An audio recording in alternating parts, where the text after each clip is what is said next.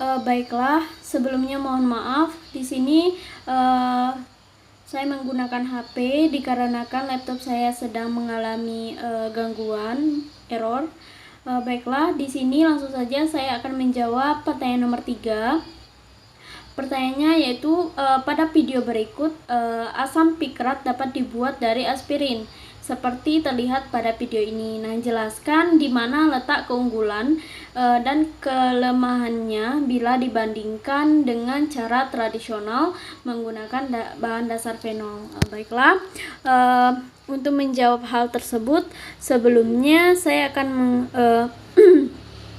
men-share video yang mana saya akan memperlihatkan video yang mana video ini merupakan sumber referensi saya dalam menjawab pertanyaan nomor 3 ini. Baiklah, videonya yaitu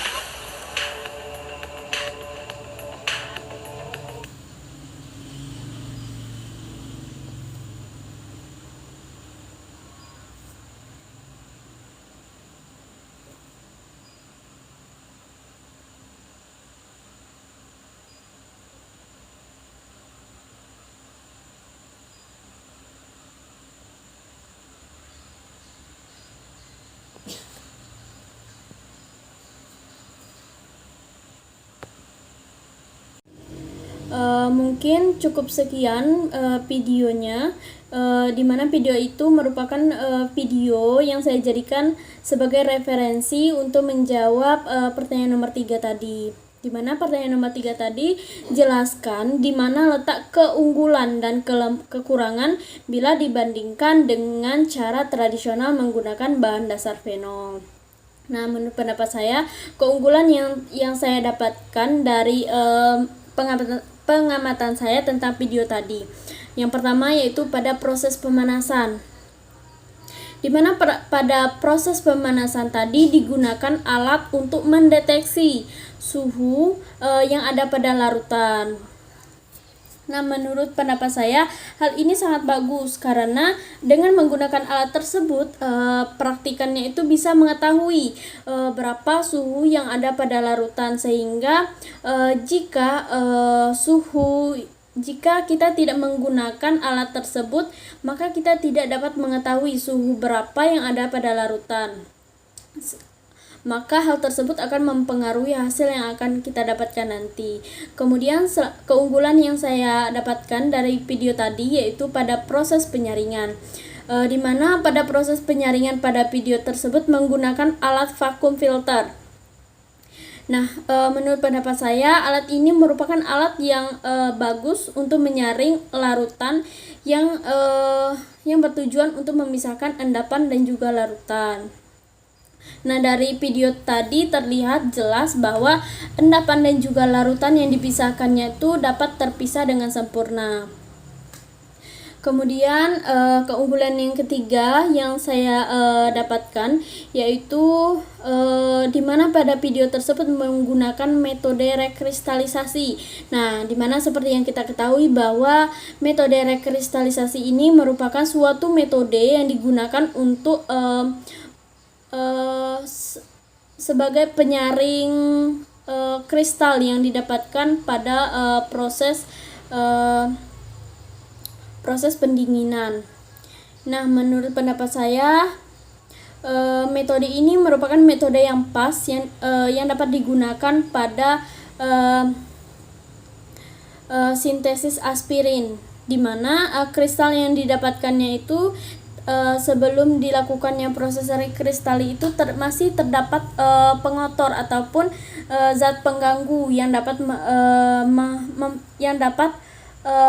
mengotori kristal yang kita dapatkan tadi. Maka dari itu, untuk menghilangkan pengotor yang ada dalam kristal tadi, maka cara alternatif yang dapat kita lakukan yaitu dengan menggunakan metode rekristalisasi.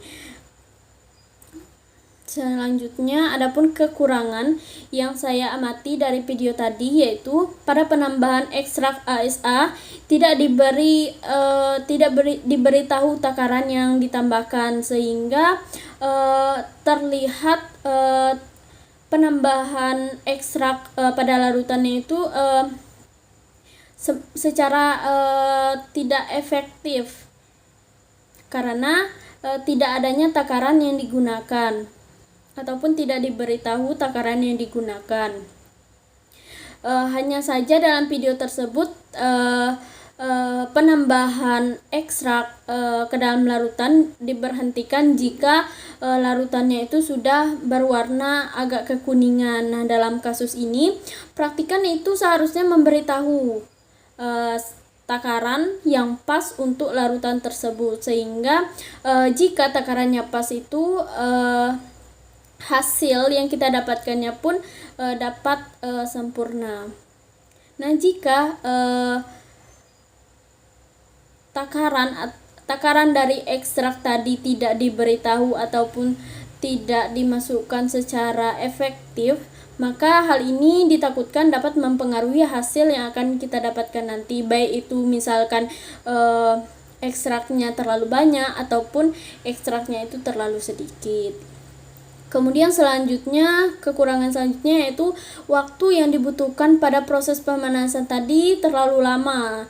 Nah, mungkin dalam hal ini praktikan bisa menambahkan sedikit suhu pada alat pemanas sehingga larutannya itu cepat mengalami pemanasan, sehingga pemanasan juga dapat